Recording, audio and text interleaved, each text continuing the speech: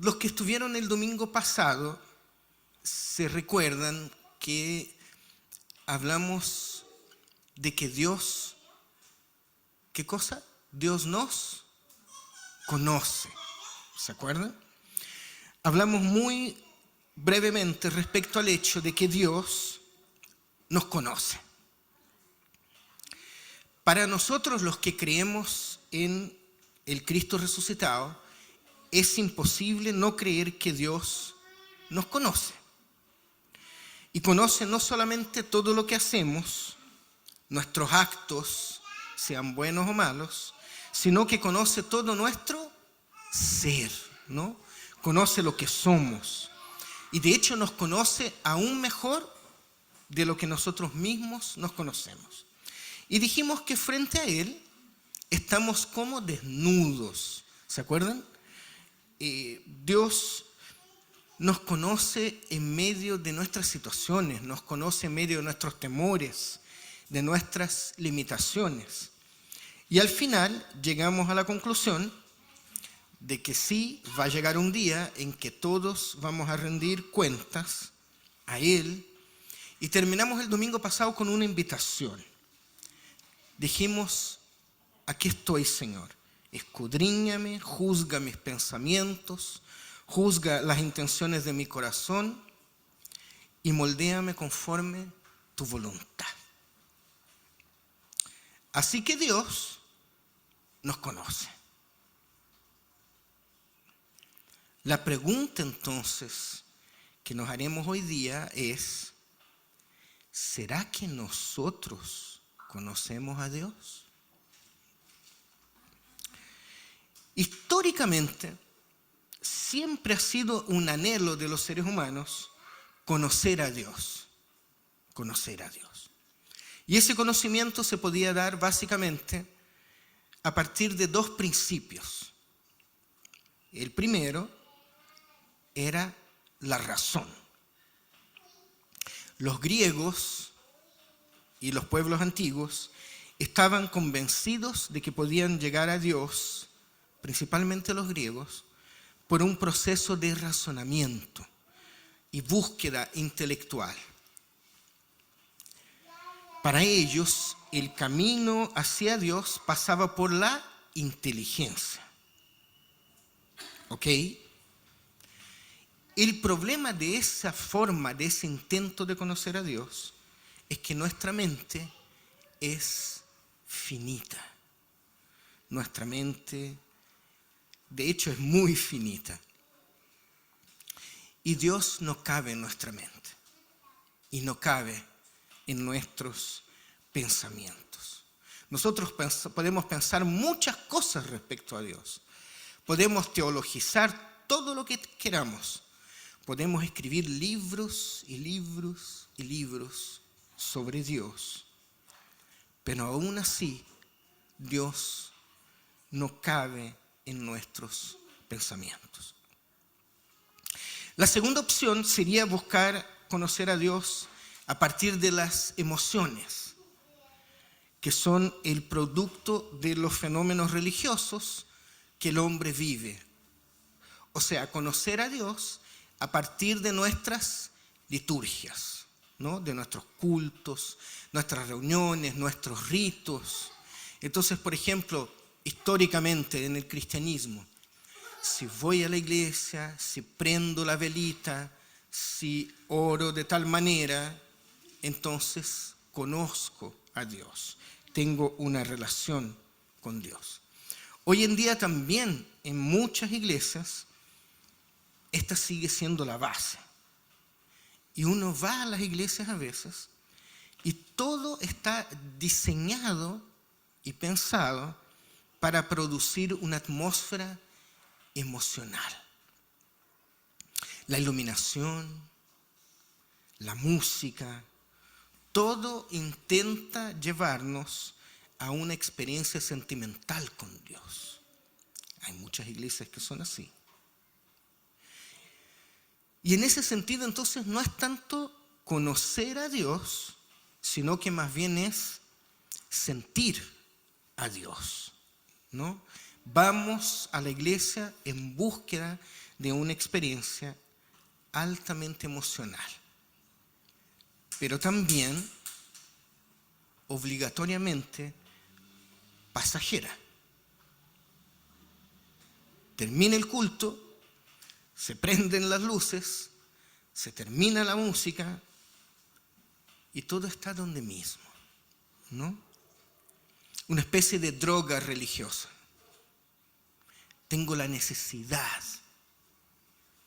de ese emocionalismo, de esa vivencia.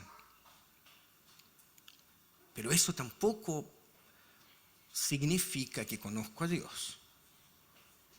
Más bien eso puede ser incluso una forma de escapar de la vida ordinaria, de la vida cotidiana. Pero no necesariamente es conocer a Dios.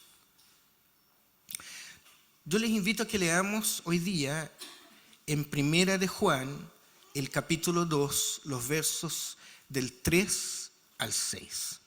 Y se va a proyectar ahí también. Primera de Juan 2, del 3 al 6.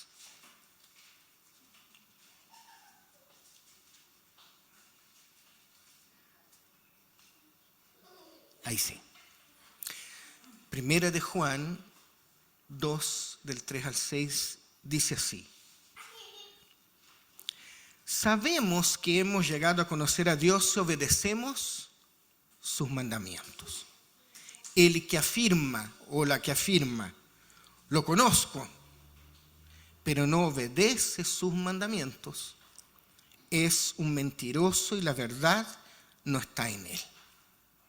En cambio, el amor de Dios se manifiesta plenamente en la vida del que obedece su palabra. De este modo sabemos que estamos unidos a Él. Y miren el 6.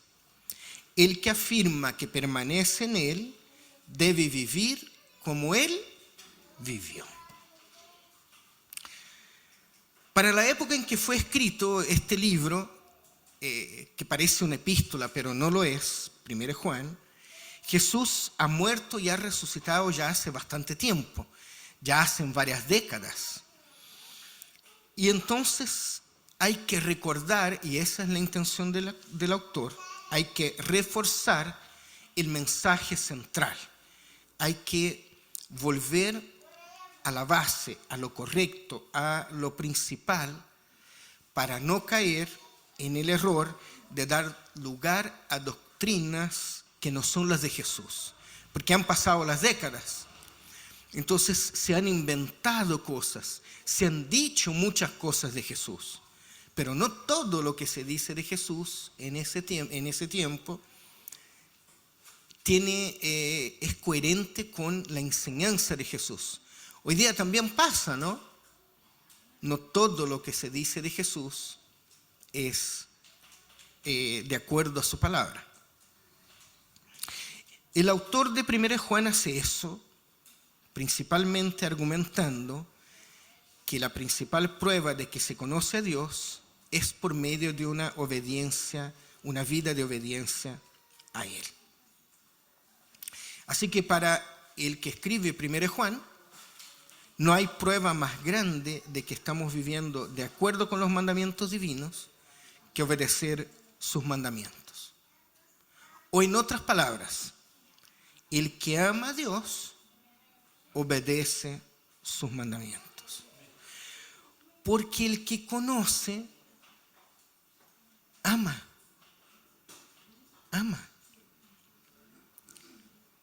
El que conoce a Dios por sobre todas las cosas tiene una relación de amor con Dios.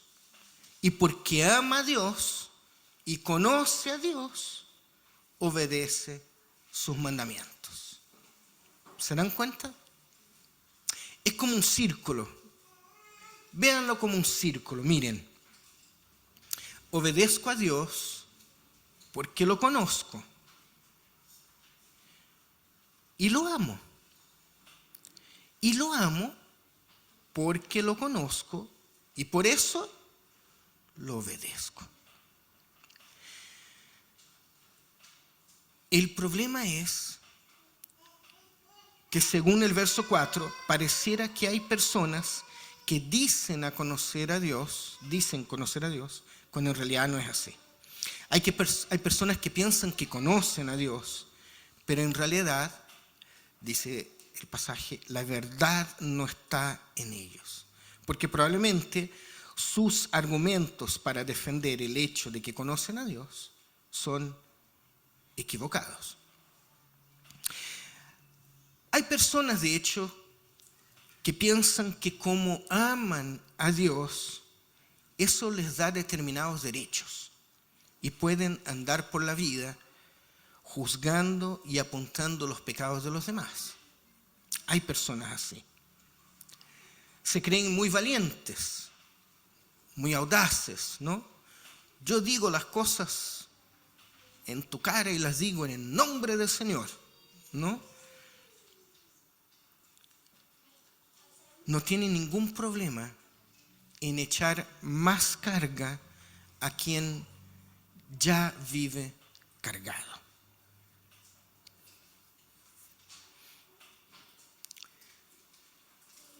¿Tienes problemas en tu matrimonio?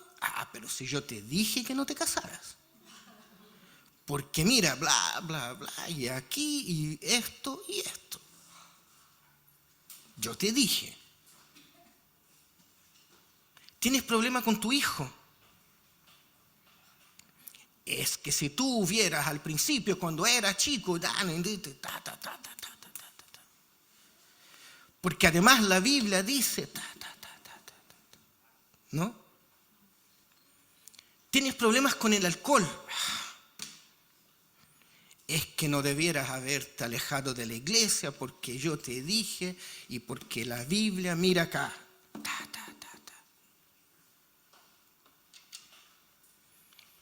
Verdaderos dueños de la verdad, ¿no? Saben todo. Y Biblia en mano, te pegan, te humillan y te incapacitan. Entras a la iglesia acongojado y te vas deprimido.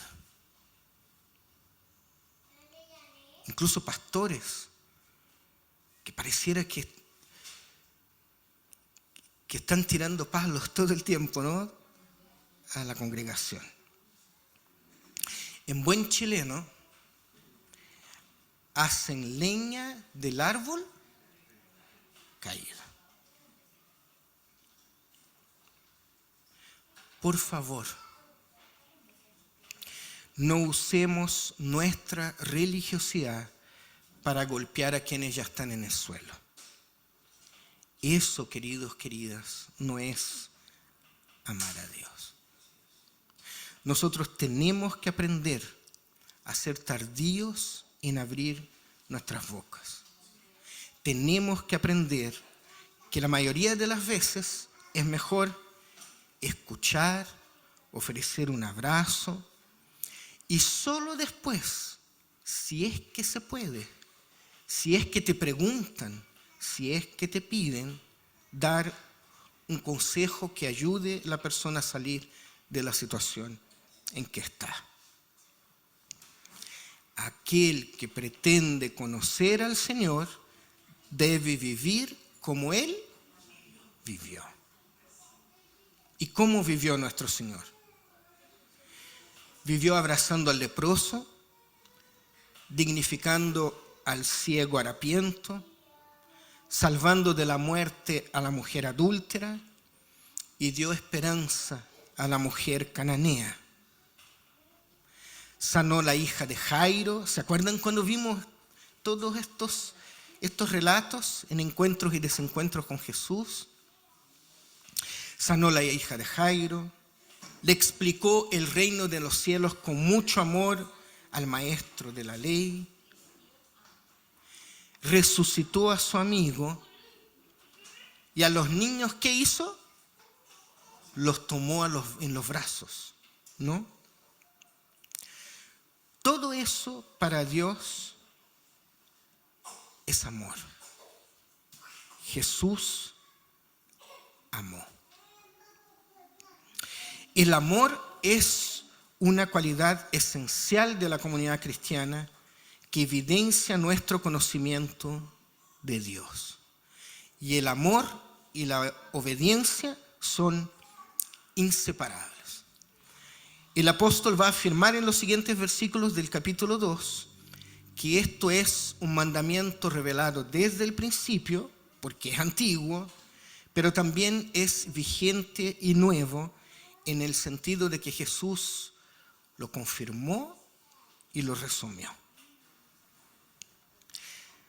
Leamos los versos del 9 al 14 de este capítulo. Miren, vamos a ver ahora del 9 al 14. Miren qué cosa más linda. Lean conmigo. El que afirma que está en la luz, pero odia a su hermano, todavía está en la oscuridad. El que ama a su hermano permanece en la luz y no hay nada que lo haga tropezar. Pero el que odia a su hermano está en la oscuridad, en ella vive y no sabe a dónde va, porque la oscuridad no lo deja ver. Les escribo a ustedes, dice Juan, queridos hijos, porque sus pecados han sido perdonados por el nombre de Cristo. Les escribo a ustedes, padres, porque han conocido al que es desde el principio. Les escribo a ustedes, jóvenes, porque han vencido al maligno. Les escribo a ustedes, queridos hijos, porque han conocido al Padre. Les he escrito a ustedes, Padre, porque han conocido al que es desde el principio. Les he escrito a ustedes, jóvenes, porque son fuertes y la palabra de Dios permanece en ustedes y han vencido al maligno. Queridos, queridas, nosotros no podemos decir yo conozco a Dios simplemente porque buscamos conocerlo por medio de nuestra intelectualidad, y tampoco podemos decir que conocemos a Dios por medio de nuestras emociones. Para Juan, la única manera en que podemos mostrar que conocemos a Dios es obedeciéndole. Y la única manera en que podemos mostrar que estamos unidos a Cristo es por medio de la imitación de Cristo. El cristianismo, y ya voy terminando, es al mismo tiempo la religión que ofrece el mayor privilegio de todos, conocer a Dios. Pero también es la que impone la mayor obligación. Debemos ser imitadores de Cristo. El esfuerzo intelectual y la experiencia emocional no se menosprecian. No hay que menospreciarlas. No hay que dejar estas cosas a un lado. Pero indudablemente nosotros somos llamados a ir más allá por medio de una vida que reconoce el perdón de Dios. Pero no solo eso, también somos llamados a ir más allá por medio de una vida que perdona a los demás. Porque quien no ama al prójimo no puede pretender que conoce a Dios. Todo lo contrario, el que no ama al prójimo anda a oscuras. Eso dice Juan, ¿no? El que no ama al prójimo anda a oscuras. ¿Y saben qué pasa? Termina tropezando en la vida. Pero no solo eso, peor, el que no ama al prójimo hace que los demás también tropiezan. Que el Señor nos ayude, que el Señor nos hable, que nos cuide. Pero este cuidar no es, Señor, cuídame no solo de no tener un accidente, cuídame y dame salud, cuídame, Señor, cuídame para que yo cuide a otros. Señor, cuídame para que yo no sea tropiezo a los demás. Yo no quiero caer, no porque es triste y feo y duele que yo me caiga, sino que cuando yo me caigo, arrastro a otros conmigo, que también se caen. Y eso es terrible, es terrible. Entonces que el Señor nos ayude a tener la comprensión correcta respecto a cómo es que debemos amar a los demás. Amén. Y que Él sea con nosotros hoy día y siempre, que sea con nuestra iglesia, que las personas que entren por esa puerta encuentren en nosotros esperanza, amor, sentido de sus vidas, que encuentren consuelo, que encuentren paz. Nosotros no vamos a resolver los problemas de nadie. Eso le cabe a Dios. Pero el Señor nos usa a nosotros. Entonces seamos herramientas en sus manos para que el que entre por esa puerta acongojado y pesado pueda irse un poquito mejor, sabiendo que hay un Dios que lo ama, sabiendo que hay personas que tienen problemas como Él, pero que hay un Dios maravilloso que lo ama. Oremos al Señor. Querido Padre,